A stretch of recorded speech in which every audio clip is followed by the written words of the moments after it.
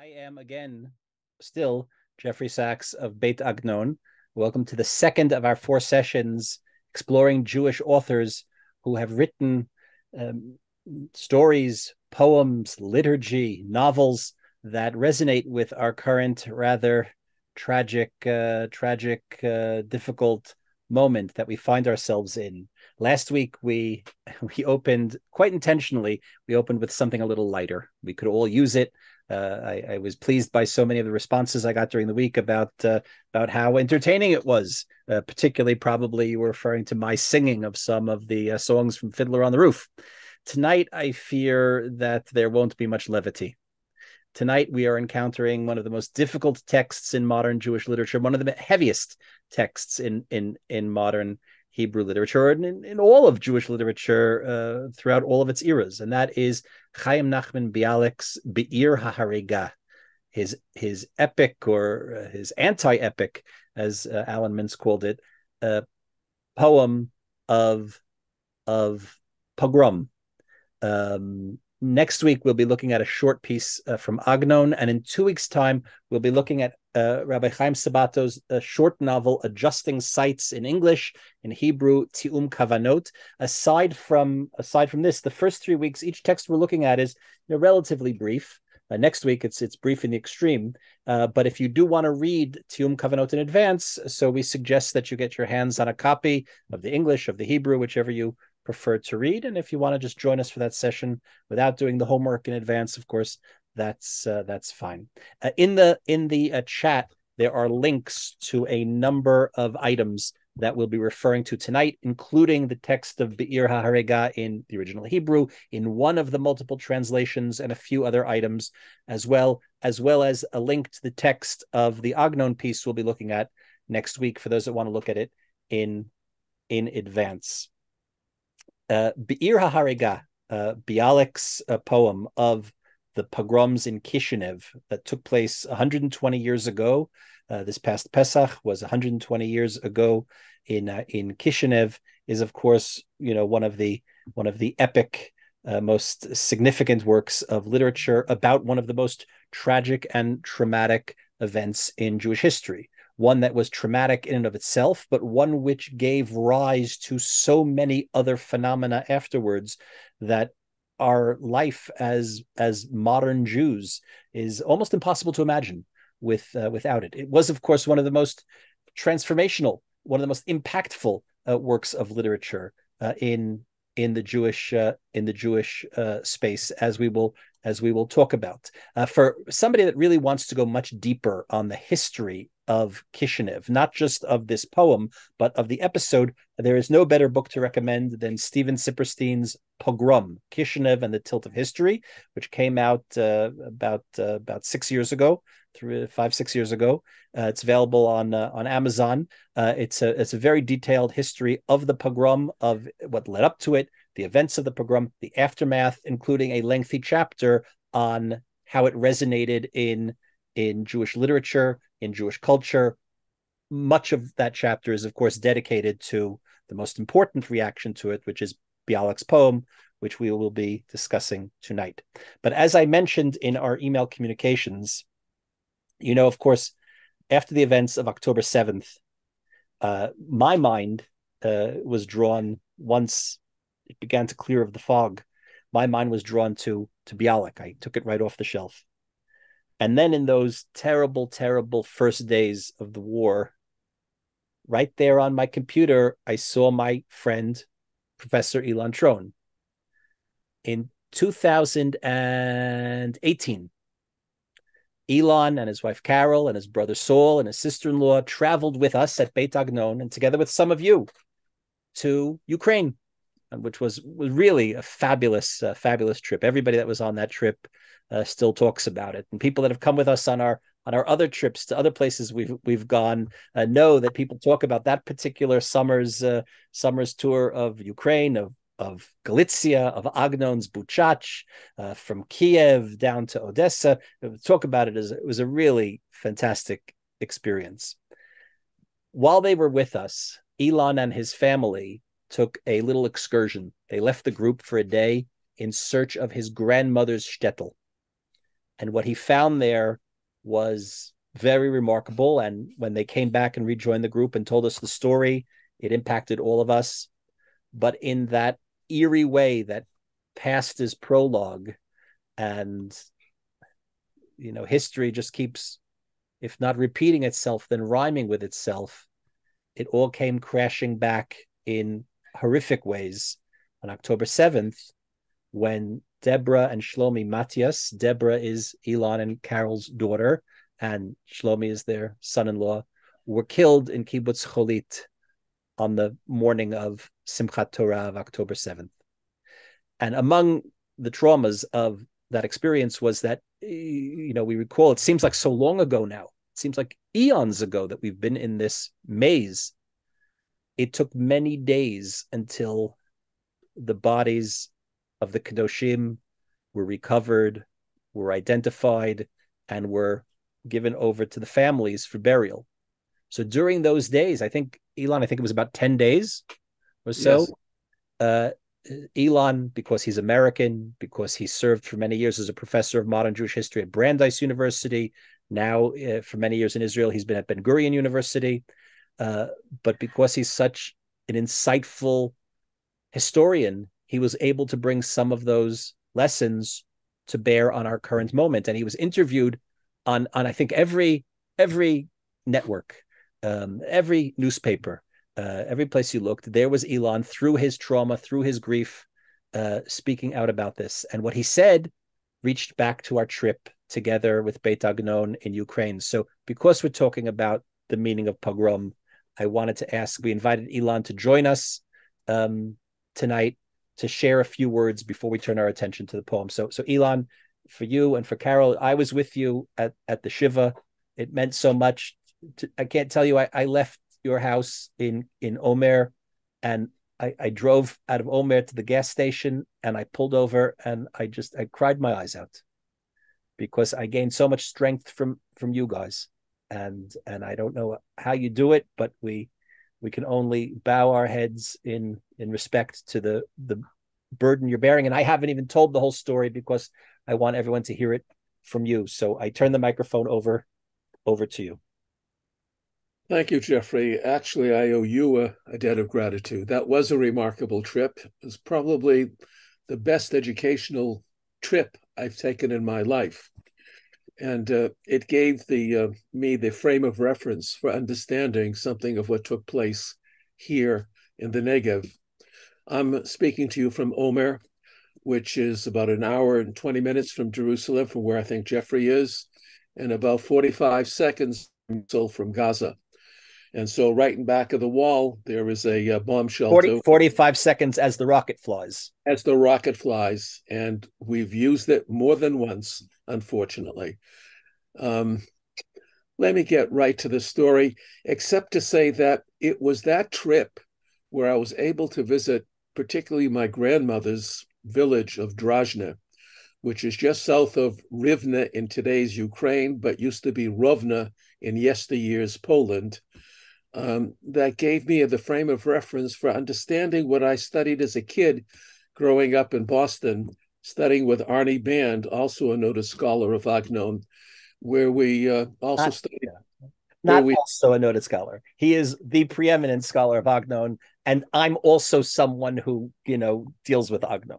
I know that. The hierarchy clear here. Yeah. I know that. And we're also with whom I studied when I must have been just past bar mitzvah, because I went to a Hebrew high school in parallel to my regular high school, where I studied Ira Harega. And I'll finish the short comments that I have to make with how Ira Harega resonated with me as we were doing the Shiva, doing Shachrit, one of the mornings on the deck at my home. So there's a cycle here, and you're partly responsible for inserting me in that cycle, so thank you. Our daughter and a son-in-law and their 3 children were in Kibbutz Cholit. These kids are idealistic kids. Who goes to a kibbutz these days? These are people, they're fundamentally educators. They're people who were out there in the demonstrations. These were people who sent their kids to a joint Hebrew Arabic school with the idea is that it would be well to understand our neighbors since this is the part of the world in which we live. Lefties, they weren't, but people who believed in peace and accommodation, they were, and educators to the core.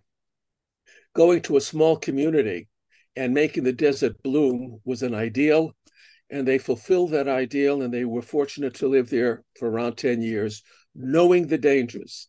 About 300 meters from their home was the fence between Gaza and Israel. So they understood where they went to, but their idealism took them there, as did so many of the other people who, ironically, were victims on that Shabbat morning of Simchat Torah.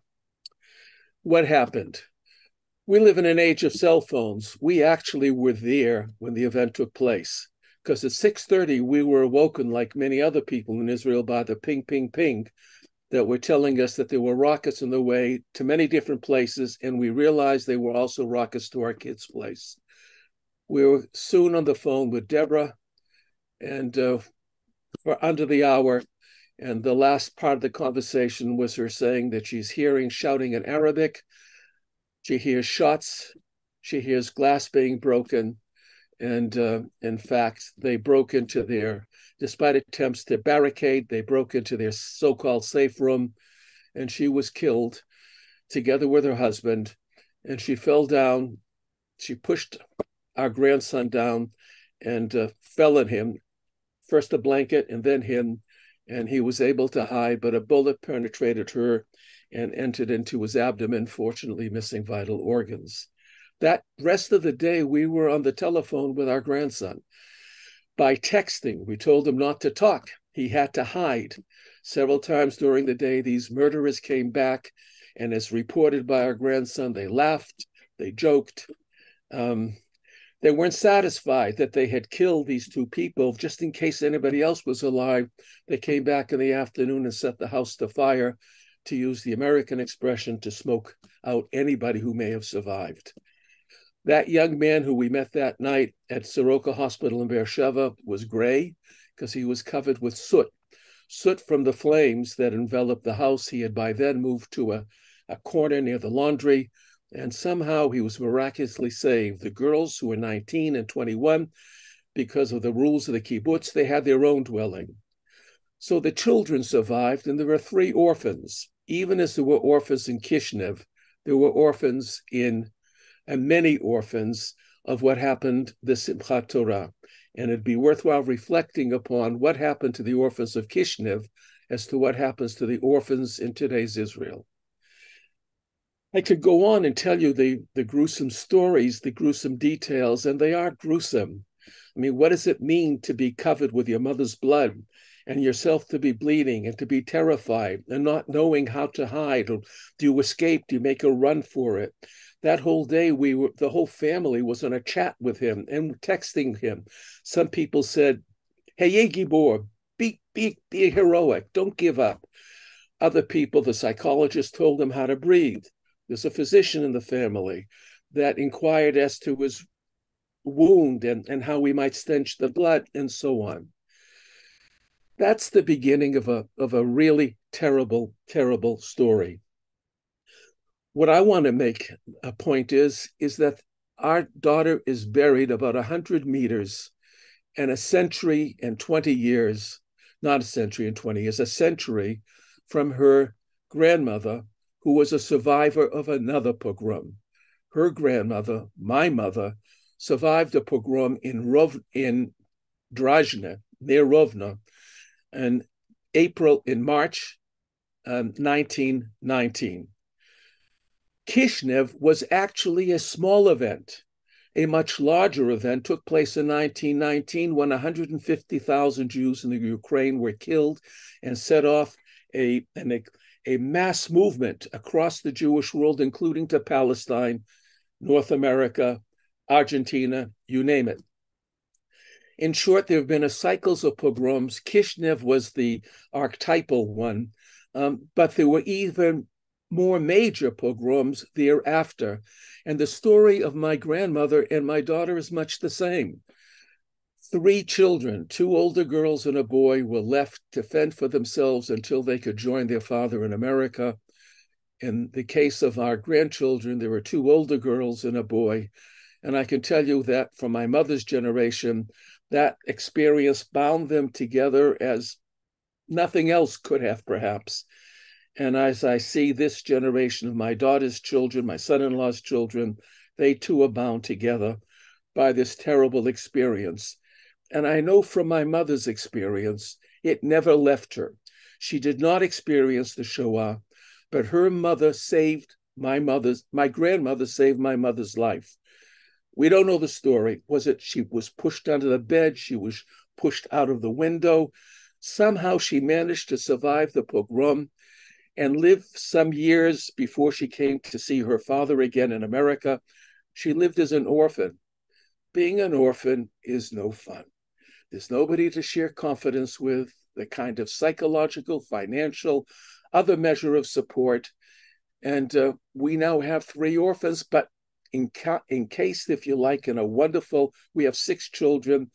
Our son-in-law had a big family, so there are a lot of cousins and uncles and aunts. And one of the differences between the pogrom in Europe and the pogrom here is, first of all, there's family and there's a state. The children from Kishinev had no place really to go. Several of them came to Palestine, and Palestine became the orphanage for the orphans of Kishinev, and that founded ultimately a village called Ben Shemen. In our case, there are places to go to, and there's a very well-developed system. So that's the positive, if you like, part of it. But the negatives are so overwhelming, because after all, what is a pogrom? A pogrom is not a military campaign. It's not a war. A pogrom is a word that comes from the Russian. It entered into Yiddish in 1881, 1882, and it means the big noise that's in the storm. And it was Sufot Tanegev, as it was called in Hebrew, the storm that overwhelmed Eastern Europe. And pogrom came into Yiddish, and from Yiddish it came into other languages. And it was the way in which Jews in 1881 described their experience of being attacked by paramilitary groups, not a real army, who sought out civilians just because they were Jews. A pogrom is a special word that's used in the connection of hatred against people who are other, and most particularly against people who are Jews. So this is a pogrom that we witnessed in October in Israel, like the pogrom in the Ukraine in 1919 and the archetypal pogrom in 1903 in Kishinev. One other thing before I finish, and I know that you have a lot of important literature to do. No, take your time. No, I'm gonna finish. I've always enjoyed listening to you, Jeffrey, and I don't want to deprive the other people in this Zoom of that opportunity, even for a minute.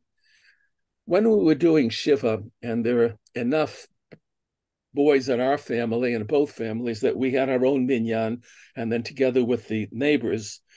And one shachrit that week, when the bodies were finally identified, though there were so many bodies, it took 10 days to identify our daughter.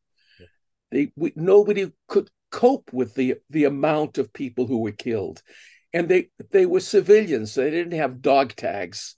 So the method that one had to go through was dental records, DNA. You couldn't make a mistake. So that when the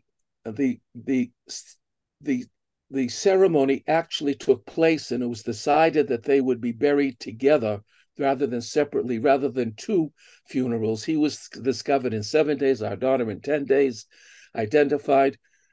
We then had a Shiva, and one of the days of the Shiva, as we had the davening on our deck, and we have a beautiful yard with citrus trees, pomegranates. We've made the desert bloom. I thought of Bialik. I thought of what I learned from Arnie Band. Arnie Band, when he taught us Ira Hariga, singled out a particular line, and he pointed out that Bialik used the shin because it is a harsh sound. And the line is one of the most famous lines in modern Hebrew poetry. Hashemesh zorcha, excuse the accent, Ashita porcha, v'hashochet shochat, that the sun shone, the acacia tree blossomed, and the slaughterer slaughtered. At that moment when I thought of the poem, at that very moment when I thought of the poem, because the poem speaks of the natural beauty. It was springtime in Kishinev. Well, it was beautiful fall here in Israel, and our beautiful yard and the trees and the blossoms and a clear blue Mediterranean sky was stunning. At that moment, a jet flew over, and we knew where it was going. It was going to Gaza to bomb those people who had murdered our children. And I thought that if Bialik were here, and I need your help, Jeffrey, that he would have added a phrase. He wouldn't have stopped with the normalcy, which was part of the outrage.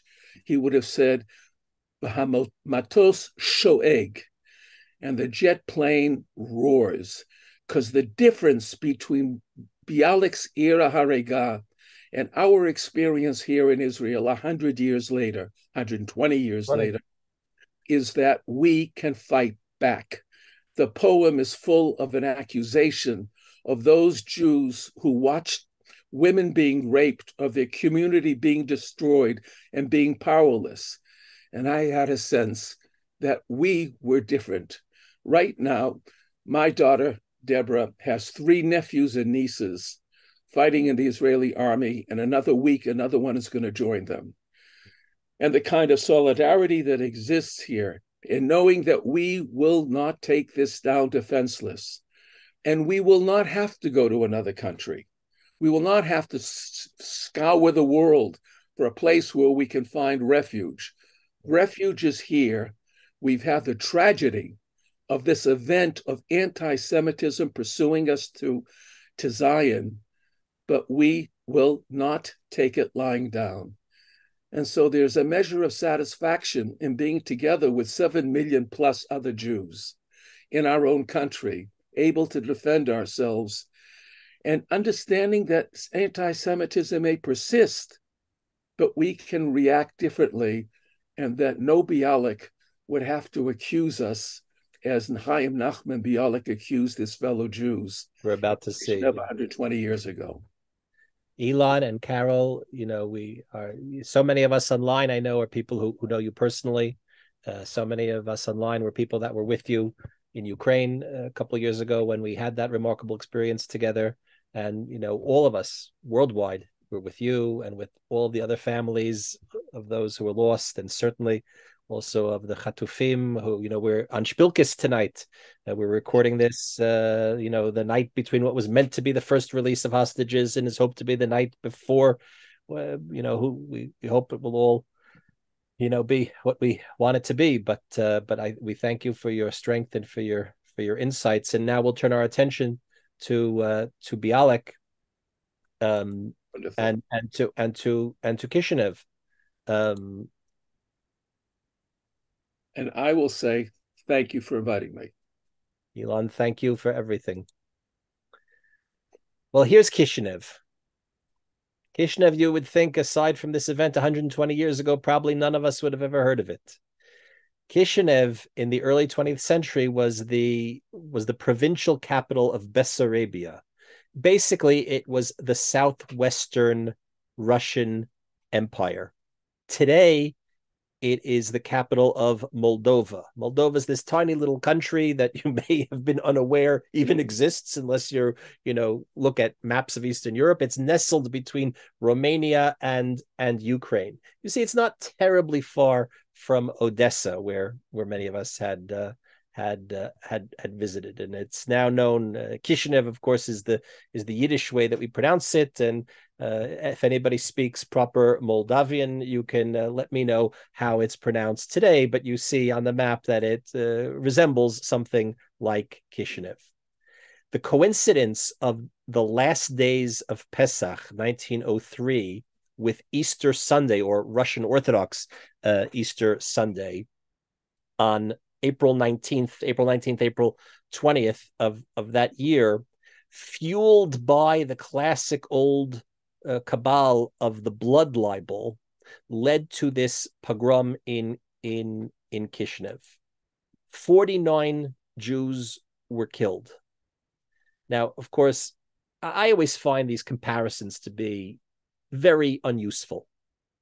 Was event X better or worse than event Y? And then, of course, we take out the absolute yardstick and question, to what degree does any event approach the Holocaust? I never find these comparisons useful. I think it's important to look at each event in and of itself. But of course, 49 people, just in sheer numbers, pales in comparison to the 1,200 victims of October 7th. But 49 victims of Kishinev, of those 2 days of pogroms, was more than all the Jewish dead collected of the 1881-1882 pogroms, that first wave, which Ilan mentioned, the events that gave rise to the very word pogrom. Because despite our kind of image of what pogroms are, until Kishinev, pogroms were violent. They involved a lot of plundering and marauding and damage and maybe also sexual crimes, but they weren't murderous on that scale in the same way. So the 49 killed over those 2 days was more than all that were killed in the 2 years that had taken place in the events 20 years earlier. And as a matter of fact, Kishinev comes after around 20 years of relative calm and quiet in the Russian Empire. From the pogroms of the early 1880s until Kishinev, things were relatively quiet. But in Kishinev, 49 are killed, many hundreds are wounded. Of course, the records are not exact, but you see numbers of up to 600-700 people wounded to varying degrees.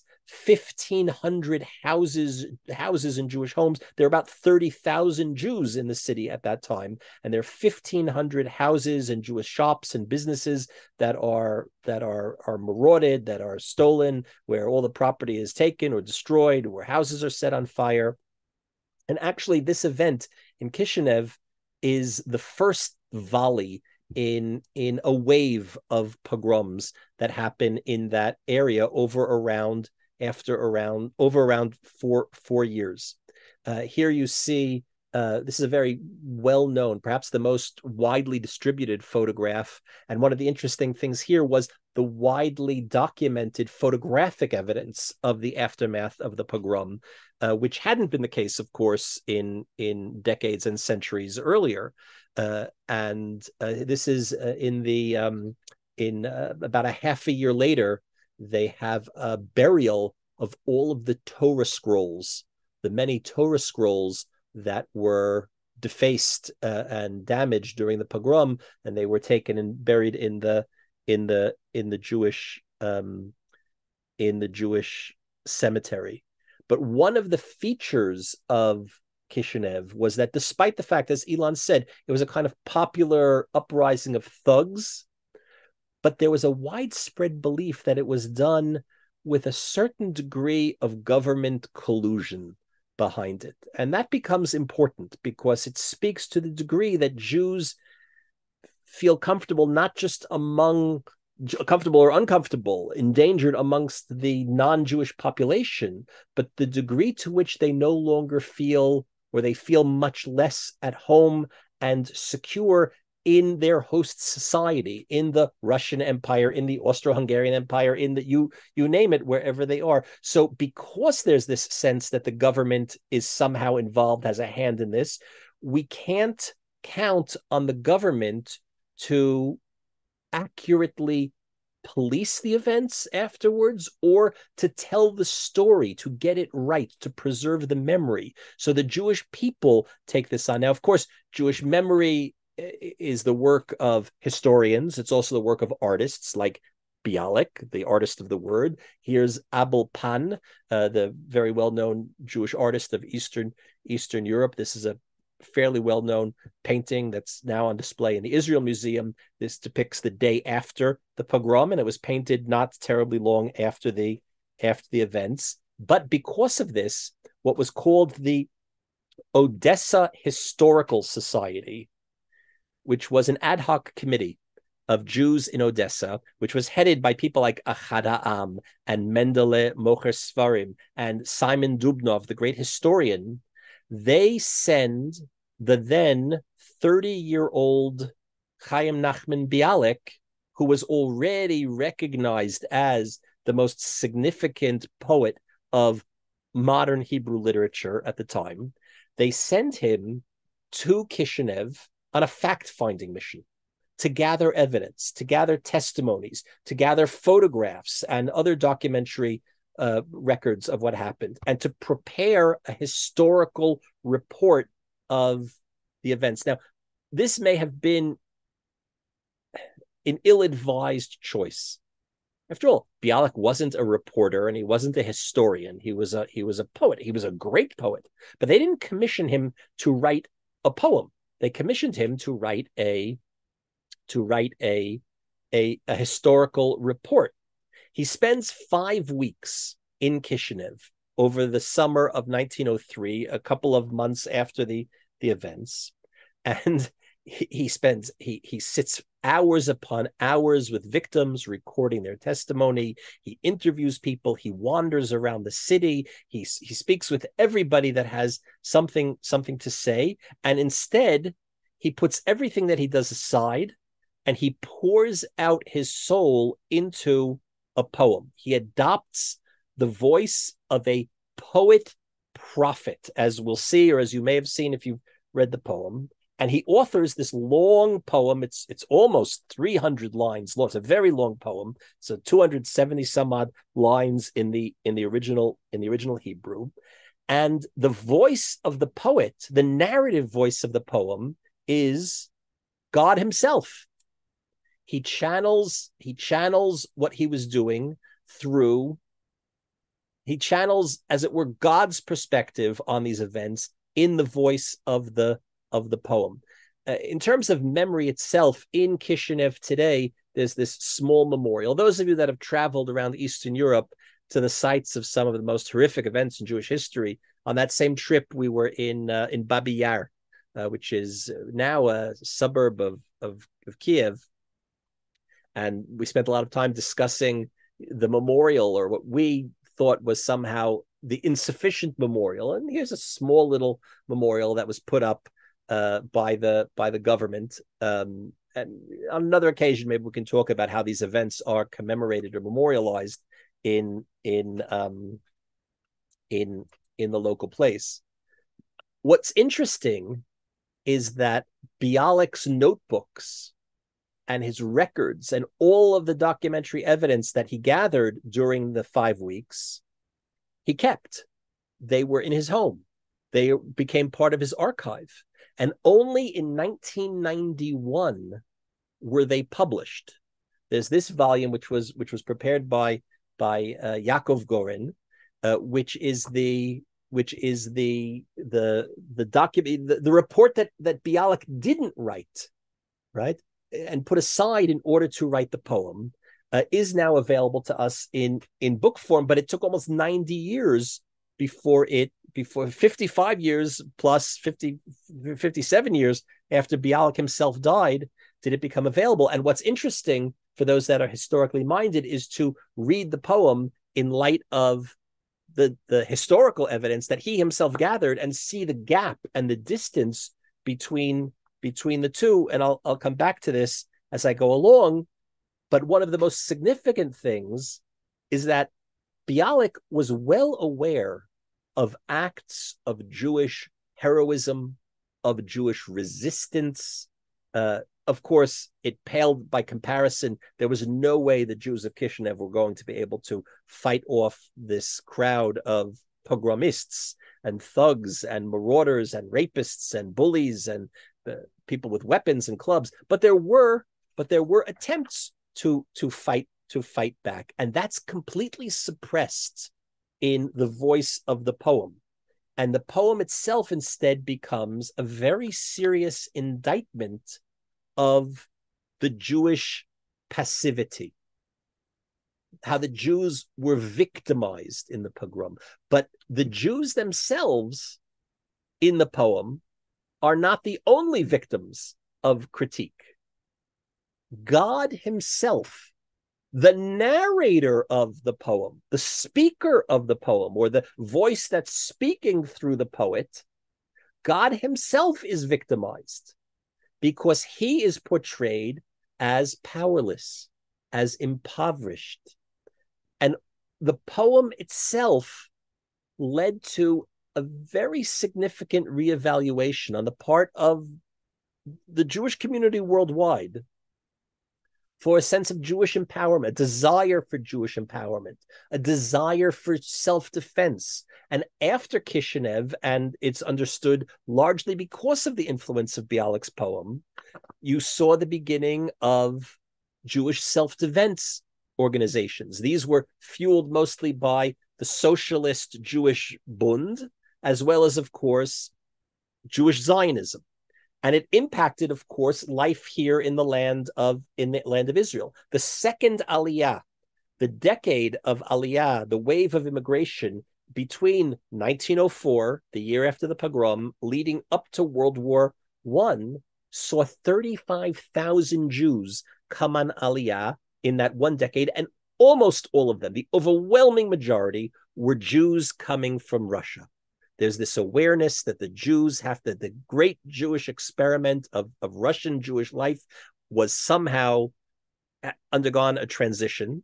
And 35,000 Jews, again, predominantly Russians, leave and come on Aliyah. This is, of course, the same Aliyah that brings the young Agnon, who was an outlier because he was a Galicianer. He wasn't a Russian Jew, and he describes the Russian Jews. Any of you that have read Smol Shel Shom only yesterday understands that. But those 35,000 Jews that come in that decade after Kishinev was more than the 25 years that had come previously.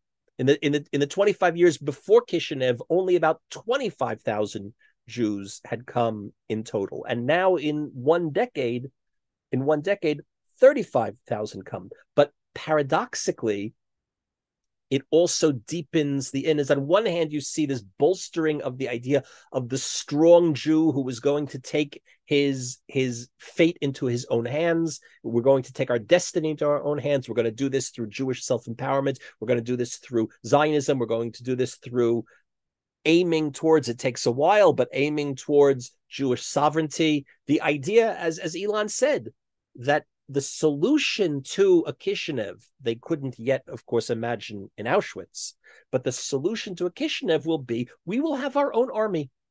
Liot am chofshi be'artzenu means that we will have the means to be a free, independent nation in our own land. And part of that is returning to our culture, but is also having the wherewithal to defend ourselves. So there's this paradox. On one hand, it deepens this Jewish resolve to self-empowerment, but it also highlights the stereotype of the weak and defenseless diaspora Jew. And so much of the Sabra, the Israeli, or what becomes the Eretz Yisraeli self-identification, begins to grow out of that. There are two objects of the critique in the poem: cowardly Jews who act like schnorrers in the face of the attack, and God himself who abandons his post. The poem was published initially towards the end of 1903. He writes it over the course of a few weeks at the end of the summer, but it had problems being published because in those days, even the Jewish, especially the Jewish and Yiddish, the Hebrew and Yiddish press had to undergo censorship. And many of the censors, authorized by the Russian Empire to thumbs up or thumbs down a piece to be published, many of them themselves were apostate Jews. And the poem had to undergo a great censorship. This is a scan of the manuscript with lines crossed out by the censor. Ironically, the things that are censored are large, and the version of the poem that you have read, of course, is now the uncensored version. Afterwards, when he was able, Bialik was able to republish the poem in full. But but the lines that are taken out aren't lines that are critical of non-Jews, and they're not lines that are critical of the Russian authorities. They're lines that are critical of God. In other words, the censor was frummer than Bialik. This apostate Jew who's censoring Bialik in order that it should receive permission to be published in Russia in Hebrew. It takes offense in the name of heaven, because he's saying certain things that are an affront to God, not to the Tsar. One of the changes that has to be made in the poem is the title. The original title, Bialik gave it the name Be'ir HaHarega, which in English is called In the City of Slaughter. In a different version of the English translation, it's called In the City of Killing. I prefer In the City of Slaughter. But when it's originally published, Bialik had to change the name. They didn't want that name, and instead it's retitled Masa Nemirov. Now, Nemirov is also a place we saw in Ukraine. Nemirov was the site of the pogrom on the 20th of Sivan. It's in the dead center of Ukraine. It's very close to Uman, where Rabbi Nachman of Breslov is buried. Nemirov was the site of the worst pogrom in history, just in terms of sheer numbers on one day, until the Shoah. From the time of the destruction of the temple in 70 CE until the Shoah, Nemirov was the worst pogrom. It was part of the 1648-1649 Khmelnytsky pogroms. So the censor has the poem renamed Masa Nemirov, the burden of Nemirov. Masa, of course, is a biblical poetic term. In this past week's Haftarah, begins with the word Masa, right? From Yeshayahu, from Zechariah, so Masa Nemirov, the burden, meaning the burden of the history of Nemirov. What it did was instead of at least titularly being a poem about Kishinev that had just happened, it's published as if it were repurposed as a poem of this event of 250 years earlier, right? That's the way it often is, particularly with political statements and political satire, right? Political satire is very often portrayed we'll talk about this a bit next week when we get to Agnon. Political satire is often portrayed as no, it's not. I'm not writing about Jonathan Swift isn't writing about contemporary England. He's writing about a place called Lilliput. And those of us that may have had televisions in the 70s and 80s in America know that the very popular TV show MASH was about Korea, but it was really about Vietnam. Meaning much of what, not what the author of the book on which the movie and later TV show were based on. He was actually a veteran of the Korean War. But by the time it becomes this long-running television show in the 1970s, right, it was more of a commentary on the feudalness of war in Vietnam. But it's easier to do that sometimes by setting it at a different place. So this is how the poem is originally published, as something about them. It has incredibly widespread distribution. It has an incredible impact, not so much through the original Hebrew, Bialik's Hebrew, but the poem was translated into Russian by no less than Zev Jabotinsky, the great Zionist leader. It was translated into Yiddish first by Yud Lamed Peretz, the great Hebrew and Yiddish author, but Bialik didn't like Peretz's translation so much. So Bialik himself translated it to Yiddish, where it was published and widely disseminated. The translation, and translating poetry is always quite tricky, particularly such rich poetry as Bialik's. And Bialik's translation is in many ways reworks the poem. And that would be, there's probably a doctorate in there for somebody that wants to, if it hasn't been written already, comparing Bialik's original Hebrew to Bialik's own translation of the poem into Yiddish, and how the two differ. Bialik had addressed Kishinev even before he stepped foot in it, immediately after the events. In a month later, he writes a short poem called Al Hashchita, on the slaughter. It's, of course, playing, there's a typo there on the screen. It says Al Hashchita. No, it's Al Hashchita. Pardon me for the typo. Al Hashchita, on the slaughter. Of course, it's playing off the blessing that the shochet, the ritual slaughter, says before slaughtering an animal for kosher slaughter. It's 4 short stanzas. This is the final one, and it's actually a poem which is often referred to here in Israel. In the day and on the night after the events of October 7th, Bibi Netanyahu, Prime Minister Netanyahu, in his first press conference, quotes from Al Hashchita, Nikama kezot, nikmat dam yeled katan, od lo vara hasatan. He quotes the second and third lines of the final stanza. Revenge as this, the revenge for the spilt blood of a small child, even Satan himself has not conceived of such a revenge. These lines are almost kitsch in the mouth of Israeli politicians, speaking of the revenge which will be visited upon those that harm us. They elide the first sentence of the stanza, which says, Arur ha'omer nekom. The person who calls for such revenge ends up being cursed himself. But don't misunderstand this. Bialik is no pacifist.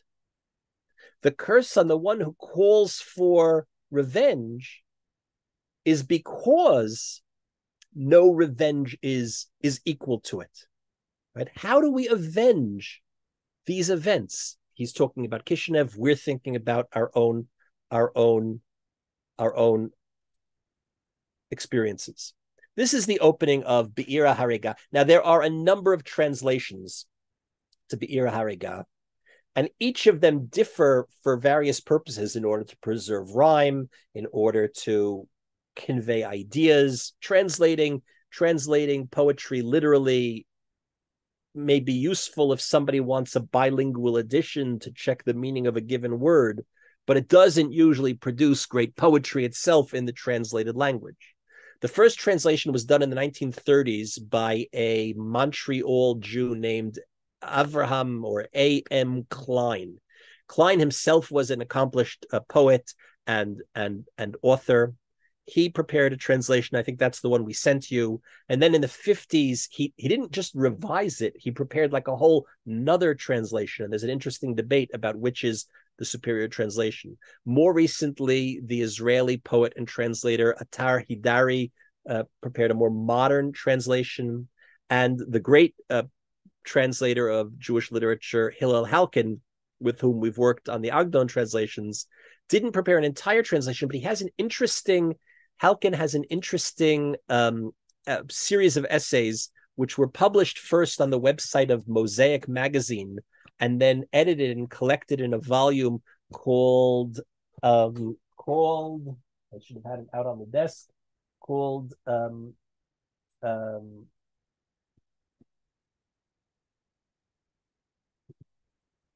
yes, The Lady of Hebrew. It's a bit of a clunky title. The Lady of Hebrew and Her Lovers of Zion, which is an excellent book. And there's a link. There's a link to the original Mosaic essay there, and you can look for this book. It's a series of essays on the great Hebrew pioneer authors and poets, including a chapter on Agnon. And in that essay, in discussing Be'ira Harega, Halkin translates large swaths of it, and Halkin is a very creative and talented translator. So what I'm showing you tonight is a pastiche of different translations that I chose for different purposes.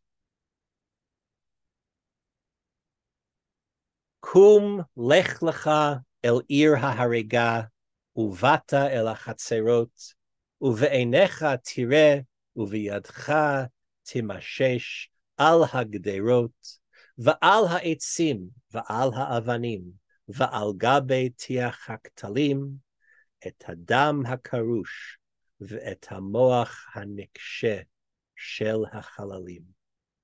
Arise and go now to the city of slaughter, into its courtyard wind thy way. There with thine own hand touch, and with the eyes of thine head behold on tree, on stone, on fence, on mural clay, the spattered blood and dried brains of the dead. Now, it's not clear initially who the speaker is, and interpreting who the speaker is part of the, will lead to divergent interpretations of the story. It's widely understood, and you could be forgiven, at least initially, thinking that this is the poet himself, the poet leading his readers on a tour of the devastation of Kishinev. But in fact, it becomes revealed that the voice we're hearing is the voice of God speaking to the poet, commanding him to take the tour of the town, the city of slaughter, in order to be the voice, in order to be the memorialist, in order to create this work of poetry, prophecy, capturing what happened. Now, of course, it's written in this kind of high biblical register.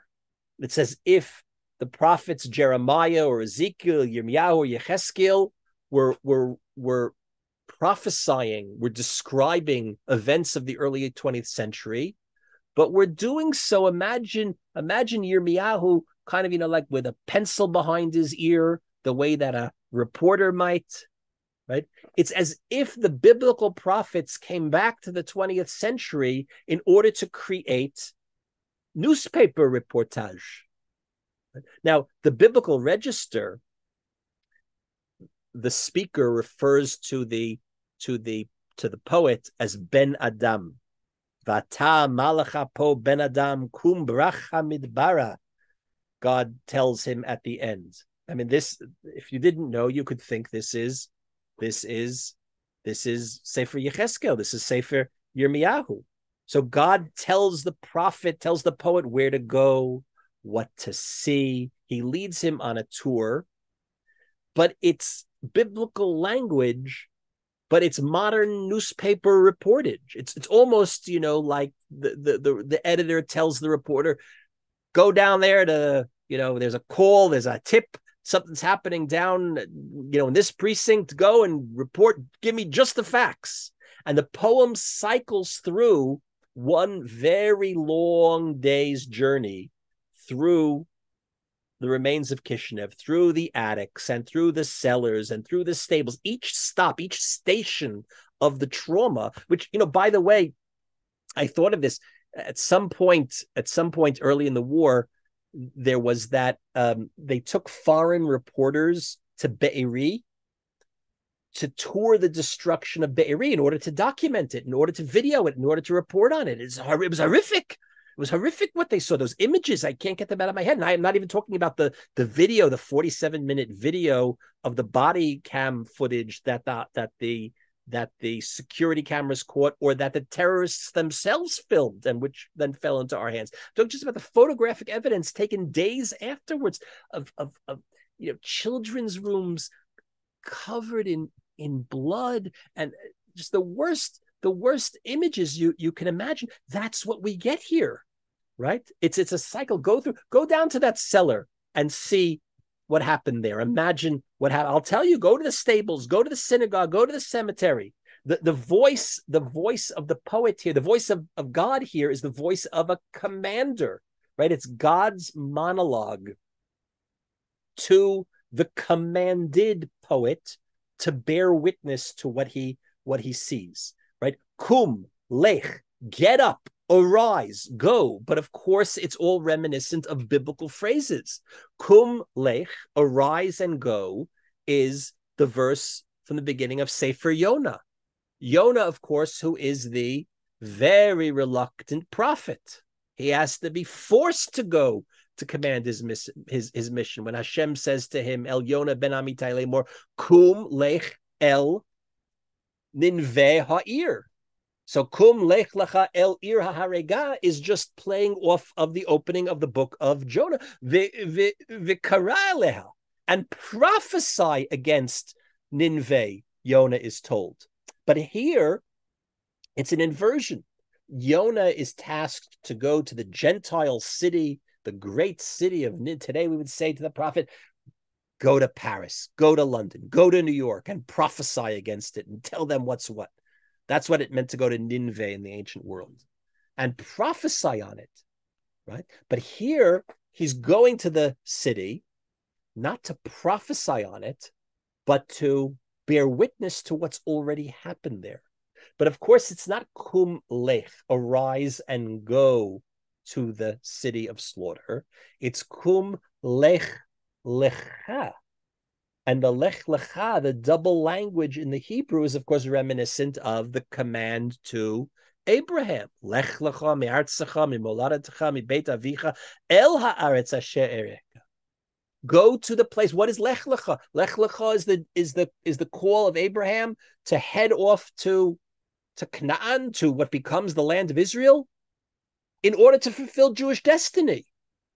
So what would it mean to tell the prophet Bialik now, lech lecha, to Kishinev? Kishinev cannot be the place of Jewish destiny.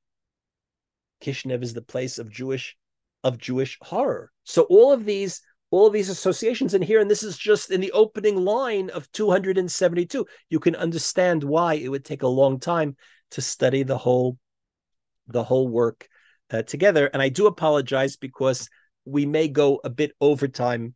We may go a bit over time tonight. I am sensitive to the fact that for many of you, this is Thanksgiving. So there's turkey to be basted or there's football to be watched. And if people have to cut out on us, we understand. And of course, everything will be available on the recording afterwards. The 19th century Zionist thinker, Max Nordau, was quoted as telling Zev Jabotinsky, who I mentioned a minute ago, he said something like, and there are different versions of this, Jews learn not by way of reason, but from catastrophes. A Jew won't buy an umbrella merely because he sees clouds in the sky. He waits until he's drenched and catches pneumonia. There's something of that hidden between the lines here, because Bialik is about to really lay in to the victims of Kishinev in a way which none of us would do to the victims of October 7th.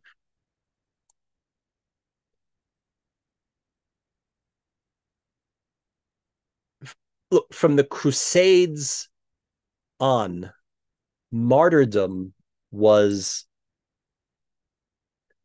the idea that a Jew is prepared to give up his life, the idea that a Jew knows that the possible cost of his Jewishness is that his life might be taken. From the Crusades on, martyrdom had been undertaken or forced on the Jew as an act of devotion to God. To die al Kiddush Hashem was nothing that anybody hoped for himself or for his family, but which Jews in different places in the diaspora understood was a potential danger lurking there in the Jewish experience. But here's the rub. By the 20th century, in a world where faith has been damaged or destroyed, in a world for whom God's absence is felt much more than his presence, such a death, to die al Kiddush Hashem as a martyr for your Judaism, becomes meaningless. Bialik isn't trying to confuse Jewish passivity with the tradition itself. Quite the contrary. He's trying to make an argument that the tradition itself causes us or should command us to abandon the passive suffering that had become the stereotypical mark of Jewish life. He cites examples of the past. He cites most famously, of course, the Maccabees, the Hashmonaim. We're coming up on Hanukkah in 2 weeks. The Maccabees, in the Zionist imagination, there were no greater Jewish heroes than the Maccabees, or there were no greater Jewish heroes, tragic heroes, than those who fall on Masada, fighting in self-defense for themselves. So if anything, the passive Jew is portrayed not as a champion of Judaism, but as someone who's betrayed the requirements of our tradition. Almost a decade before Kishinev, Bialik writes to Ravnitsky. Yoshua Chana Ravnitsky was Bialik's partner. They were collaborators on many projects, most famously the Sefer Agadah. Bialik writes to Ravnitsky, once upon a time when our more innocent and spiritual ancestors believed in their God and lovingly accepted his decrees as atonement for their sins, every disaster was considered a divine reminder of God's ways, and Jews responded by vindicating it with pleas and elegies and praying for better times and redemption. Now, though, Jewish youth has had enough of this. Today's poets write about the despair, the absence of God, the rebellion against suffering, the refusal to go on living the wretched life of dogs that characterize our generation. And this we see in the poem. In this passage, he says, "Forgive ye, shamed of the earth, aluvei olam," in Hebrew. A translator wanting to create a kind of literary resonance might have called them les miserables. Forgive ye, shamed of the earth. Yours is a pauper Lord. Now, this is God speaking. God is speaking to the survivors of Kishinev. And he says, pardon me, your God, meaning me, I myself am an ani kimotchem. I'm as impoverished as you. Poor was he during your life, and poorer still of late. Meaning he's now speaking to the victims, right, in your death. In other words, the old theodicy held that the righteous suffer, they die al kiddush Hashem, they die a martyr's death, but wherever they go in heaven, they're rewarded. And here God is saying, like you show up looking for your reward, God says, I'm a little short today. Right? I don't, my pockets are empty. My purse is empty. When to my door you come to ask for your reward, I'll open wide. See, I am fallen from my high estate. I grieve for you, my children. My heart is sad for you. Your dead were vainly dead, and neither I nor you know why you died, or wherefore, for whom, nor by what laws. Your deaths are without reason. Your lives are without cause. This is outrageous.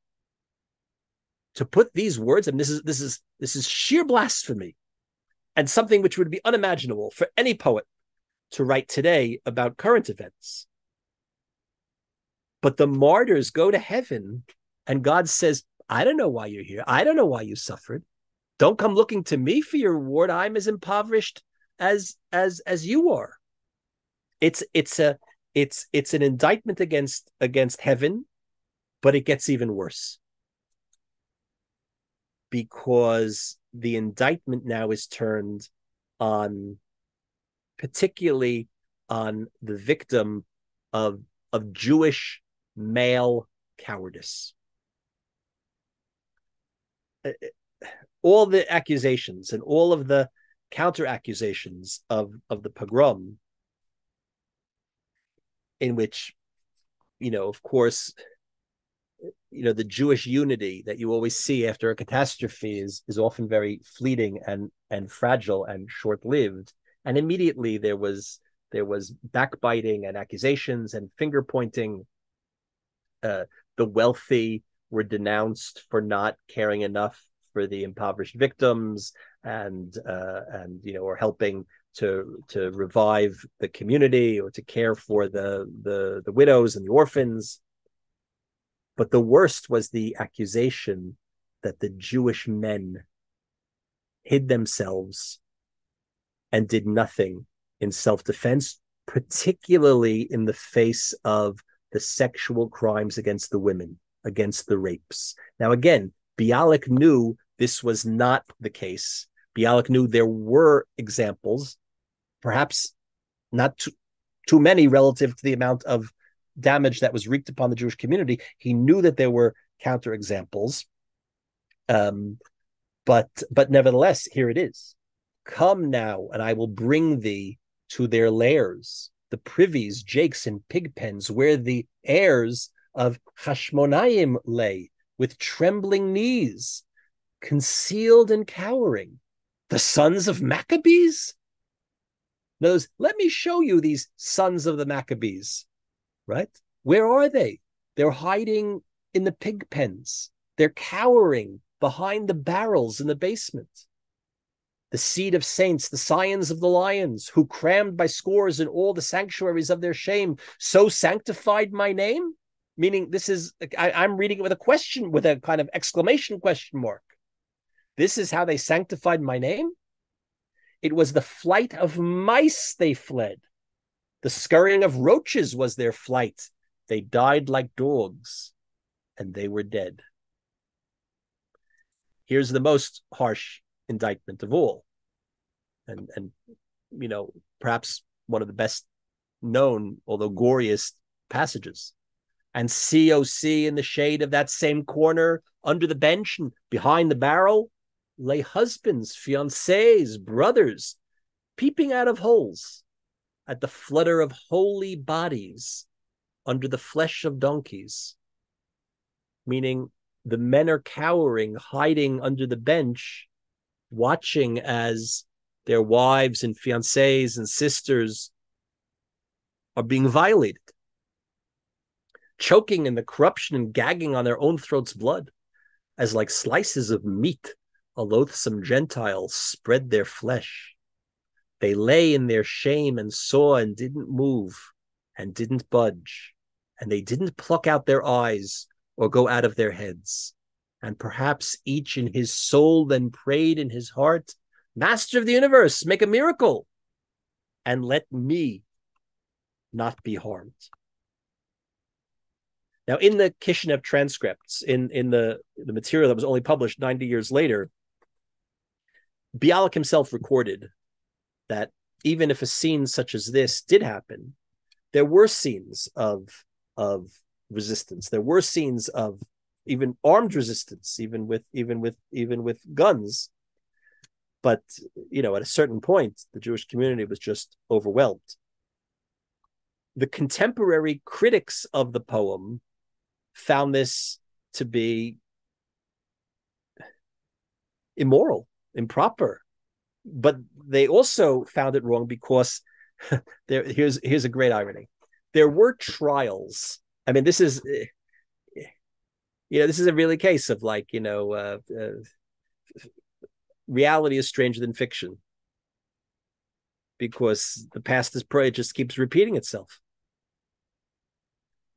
There were trials, mostly show trials, of a few of the thugs.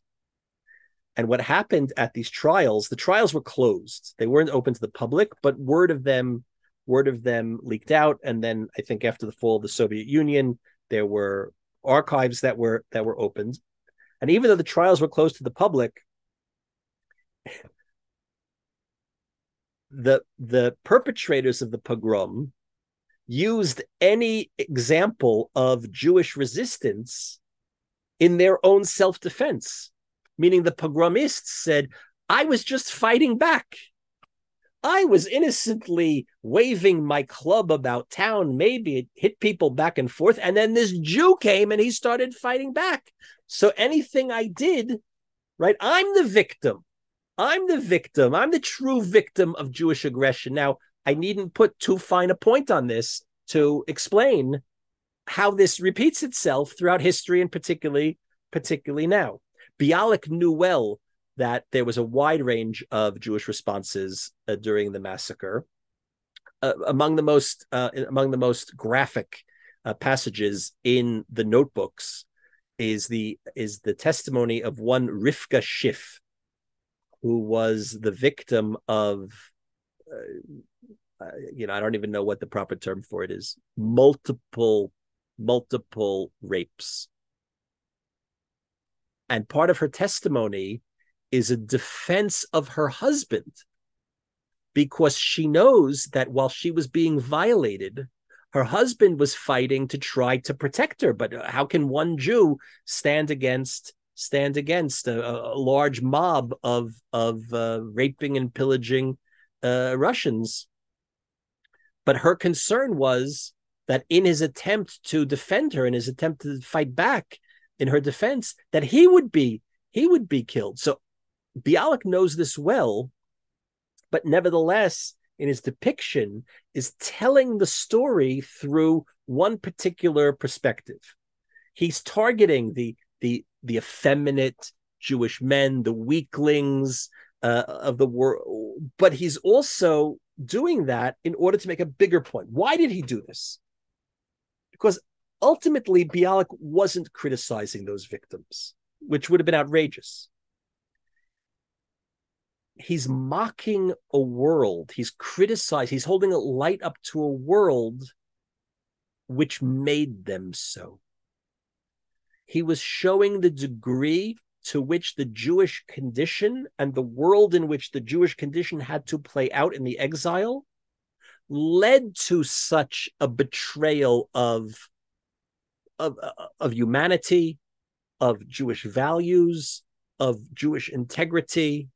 In other words, by showing it at its worst and by covering up any evidence that would have changed that view, he was trying to hold up an image of the very worst. We can't get any lower. The bottom has dropped out, and therefore he understood that his many millions of readers would be charged, that they would have to take action. Right? That the target is the passivity itself, not the passive Jew, but the world that allows such a thing to happen. David Roskies, who I mentioned last week, the great scholar of Jewish literature, David Roskies says that in this case, the poem may have been too successful. I can't tell you how many times over the past couple of weeks I've seen people refer to it as documentary evidence, right? That Be'ir HaHaregah shows that Jews didn't know anything about self-defense. No. Be'ir HaHaregah shows the world that Bialik wanted to show. It is not a historical document. It is a work of art. And works of art always differ from reality. Right? Works of art always form a kind of lens through which the artist wants the viewer, the reader, the listener to see something, knowing nevertheless that it warps reality for the purposes that the artist is getting to. A historian works under a whole different set of rules, which is why it was probably ill-conceived to send Bialik on this mission if what the committee in Odessa wanted was a historical document. And Roski says that Bialik's poem is the victory of memory over history. This is true for so many things, particularly in Jewish life. We know that history is one thing, but we choose to remember it a different way. And don't confuse me with the facts. Right? So much of Agnon's depiction of the historical world that he's depicting is an example of this. Right? In other words, just because something didn't happen doesn't mean that it's not real. A little bit more of the poem. This is another catalog of the atrocities.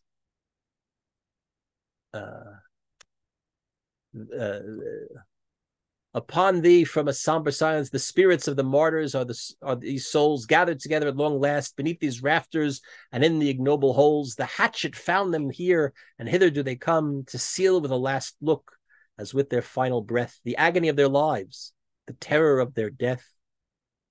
I mean,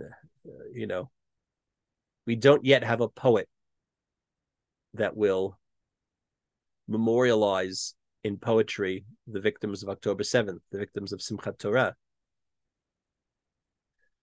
But so many of these lines could be just appropriated, and others would be completely inappropriate. And then the narrator of the poem says, well, you go into any of these places, like that tour, you go into that home, or that burned out home in Be'eri or Cholot or any of the places of the atrocities. And, we don't have video evidence of everything that happened there. But you walk into these places and the karma, the energy, it's so obvious, not just because there's still the blood stains that testify to the horrors that happened there. But, some of you have traveled to Auschwitz. Some of you have traveled this summer. This summer we were in Bergen-Belsen. Those that came with us to Germany. You walk into these, they've all been sanitized, a lot of these places, right? You don't see actual ashes. You don't see blood, right? You walk into the gas chambers when you visit the concentration camps, right? There's no actual physical evidence left of the bodies that passed through there. But you walk into it and the energy is still there, right? The story is still there. The screams are still echoing. So you walk into one of these places where these happened, and the narrator tells the poet, question the spider in his lair, right? Up there in the corner, in that little web, there's a spider. And the spider, he saw it all. He was witness to the whole thing. His eyes beheld these things, and with his web he can a tale unfold, horrific to the ear of man. Like we say, like in English, we say, if the walls could speak, if the walls could talk. So here, if the spider who witnessed it, what would he say? Well, a tale of cloven belly, feathered filled, of nostrils nailed, of skull bones bashed and spilled, of murdered men who from the beams were hung, and of a babe beside its mother flung, its mother speared, the poor chick finding rest upon its mother's cold and milkless breast, of how a dagger halved an infant's word. Its ma was heard, its mama never heard. Now, this is a very creative rendering on the part of the translator, on the part of Klein. It doesn't exactly match the Hebrew. It's a poetic masterpiece in and of itself. The picture, of course, is so resonant with so many of the testimonies we heard from October 7th. I mean, it resonates with Ilan's story of his own grandmother rescuing his mother and of his daughter rescuing his grandson. But here, the horrific image of the poor chick finding rest, meaning the baby looking to suck milk at the dead and lifeless, milkless breast of his slain mother, of how a dagger halved an infant. The baby's crying, mama, mama, mama, and the dagger cuts the baby silent in the midst of the ma, before the mama can get out. In the Hebrew, it's even more evocative. Ma'aseh betinok shenimtza. Ma'aseh beyeled shenikra v'yatsa nishmato be'imi. Right? Now there's this ma'aseh, this account, that account. It's a catalog of the atrocities, and it's a catalog. It's the story Yeled shenikra, a child who is sliced through. V'yatsa nishmato be'imi. His soul leaves him as he cries out, Ma, Mama, Imi, Mama. This, of course, is resonant with the well-known Gemara in Masechet Brachot, which serves as the source material for one of the most evocative moments on Yom Kippur and Tisha B'Av, the story of the death of Rabbi Akiva. As Rabbi Akiva is going to his martyr's death, he finally understands the meaning of Bechol Levavcha Uvechol Nafshecha, to love God with his whole soul, that even if he is tasked with giving up his soul to a martyr's death at the hand of the vile Romans. And as they're combing his flesh, as he's being put to death, he calls out, Shema Yisrael, Hashem Elokeinu, Hashem Echad. And with the word Echad, fulfilling the unity of the divine, Yatsa Nishmato Be'echad, says the Gemara, that Rabbi Akiva's soul leaves him with the pronunciation of the word Echad. And here, it's a child, it's a suckling babe. V'yatsa nishmato be'imi. His soul leaves him not with calling out the unification of God's existence, but with calling out for his mother, who the child doesn't even understand has already been slain. We're almost done, and I hope this doesn't ruin your Thanksgiving dinner or your appetite for it. But the end of the poem brings the poet to the cemetery. Away, ye beggars, to the charnel house. Now go off to the cemetery. Now, actually, if you ever have an opportunity to visit Kishinev, there is still a Jewish cemetery, but it's only a remnant of the larger Jewish cemetery, which, of course, had gone back many hundreds of years, and where some of the victims of the pogrom were buried. But much of the cemetery in the 1950s was, just paved over in order to make a shopping center or a parking lot or something like that. We've seen this in so many places. We saw this in Vilna. We saw this in so many places in Eastern Europe. This was the case. But now the narrator goes down to the cemetery. Away, ye beggars, to the charnel house. The bones of your fathers disinter.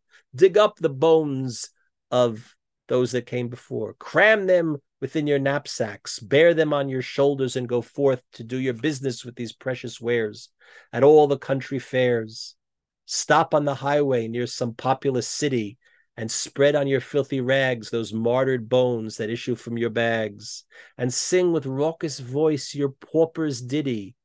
So will you conjure up the pity of the nations, and so their sympathy implore. It's the most grotesque image of the Jew as pauper, impoverished, economically impoverished, physically impoverished, spiritually, culturally impoverished. Right?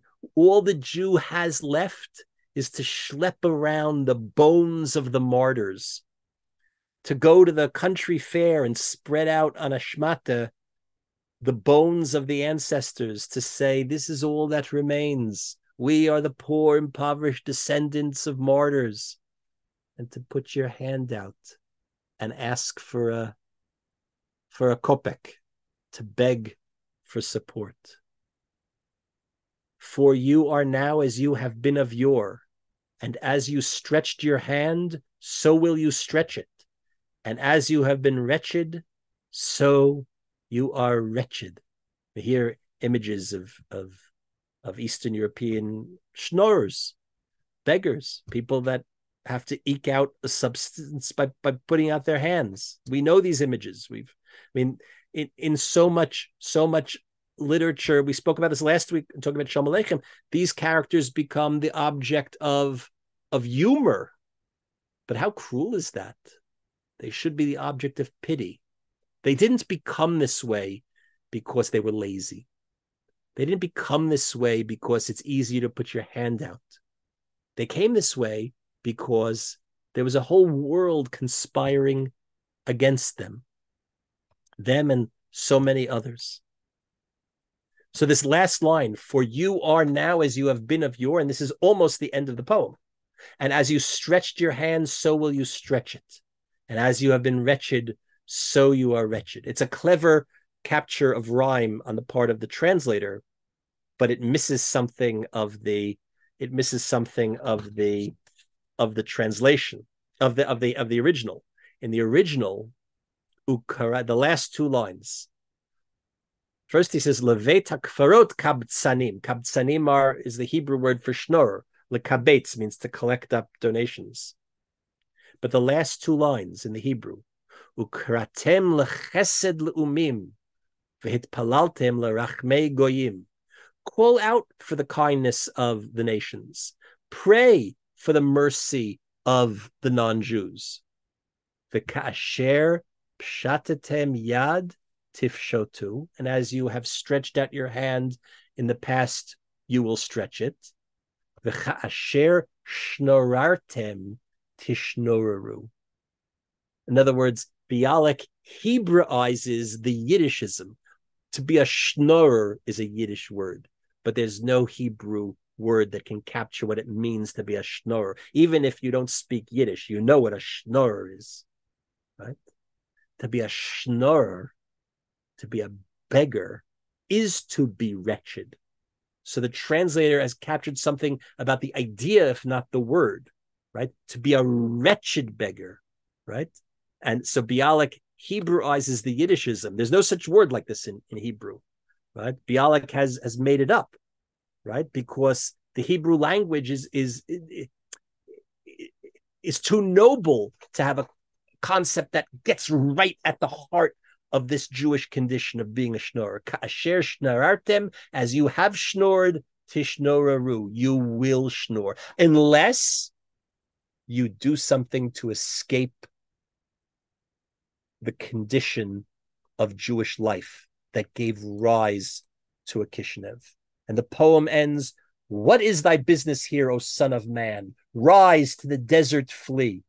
You know, for the prophet to be exiled to son of man, Ben Adam, this is high prophetic language that the God speaking to the prophet tells him. You failed your mission. What does it mean for a prophet to be banished off to the desert? It means the prophet's mission has failed.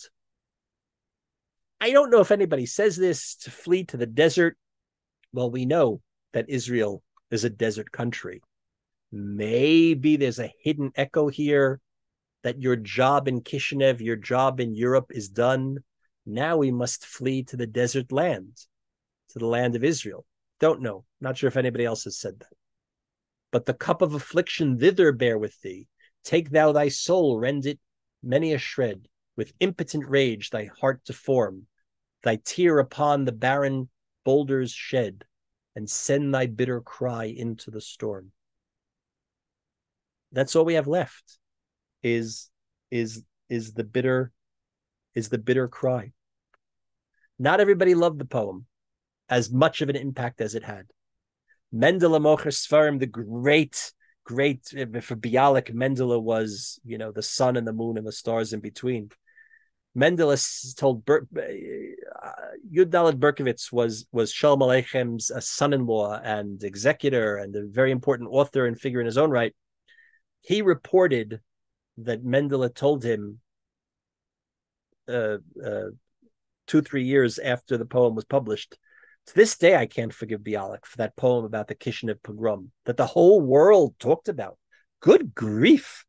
Wild beasts, the dregs of humanity, set upon me, my wife, my children. They kill and murder me in the most abominable ways. They put me to every conceivable torture. And along comes Bialik and berates me like a stump preacher, sowing salt in my wounds. But there was a very visceral reaction to this poem.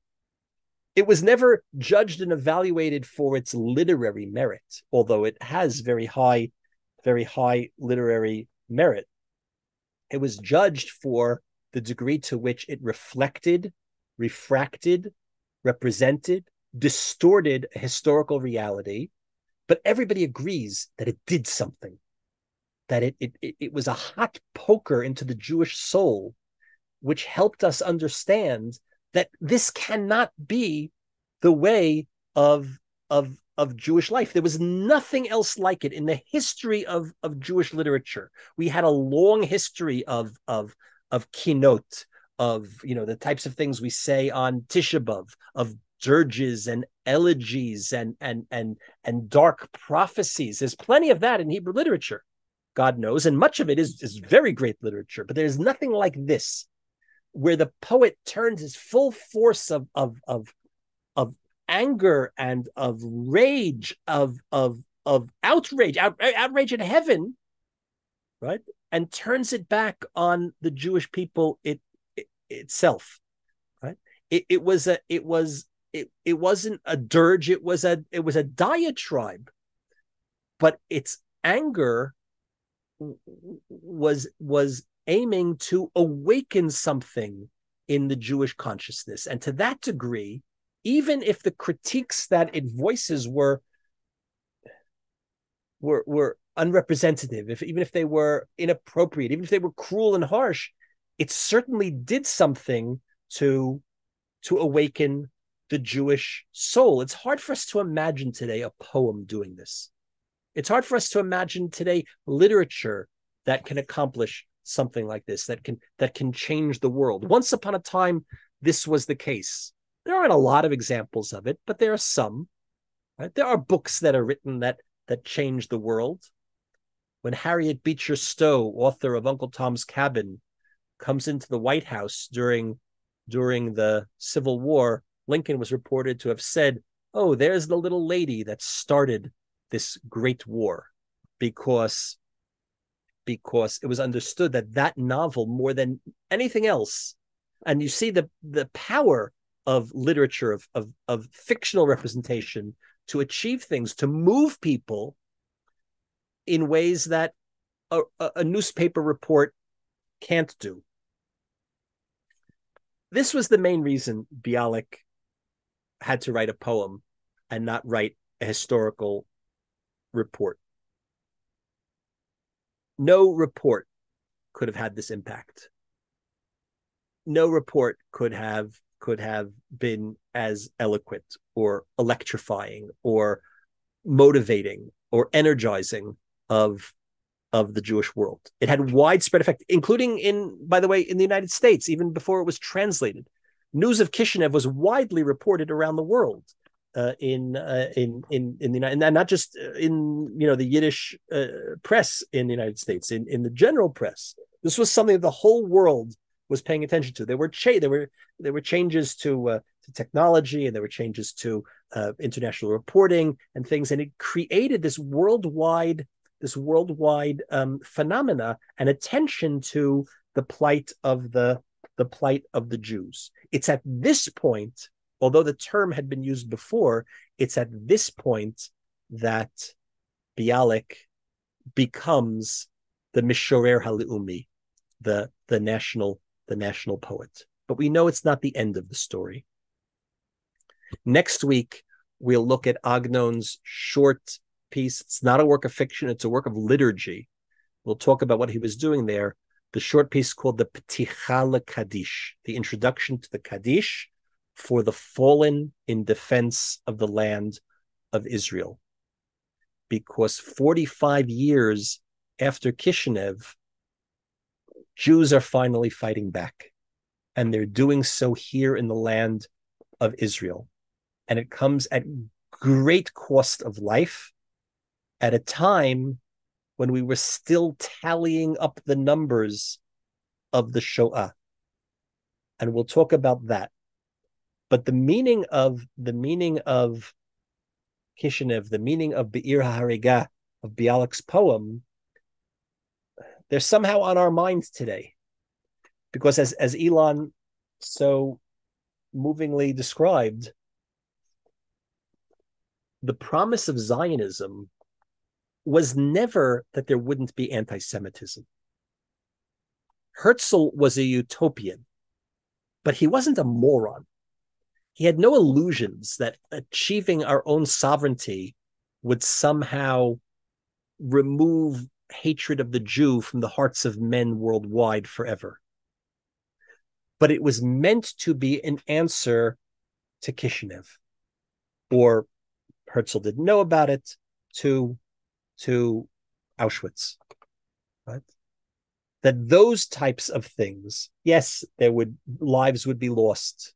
Yes, there would be acts of terror, even here in our own state, as God knows we've all been witness to. But a pogrom on a scale 25 times the volume of Kishinev was something which was meant to be quite literally unimaginable here in Medinat Yisrael.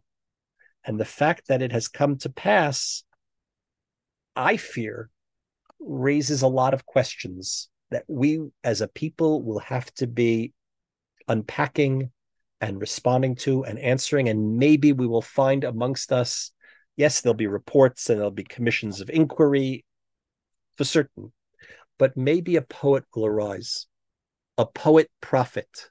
And even if he's not on the level of Bialik or with the skill of Agnon, will offer up something that in 120 years people will study in order to gain insight, not to the historical facts, that is the work of historians, but to the soul of the matter, how these events played themselves out in the soul of the Jewish people worldwide. And that would be a worthy undertaking in the response to what we have experienced now.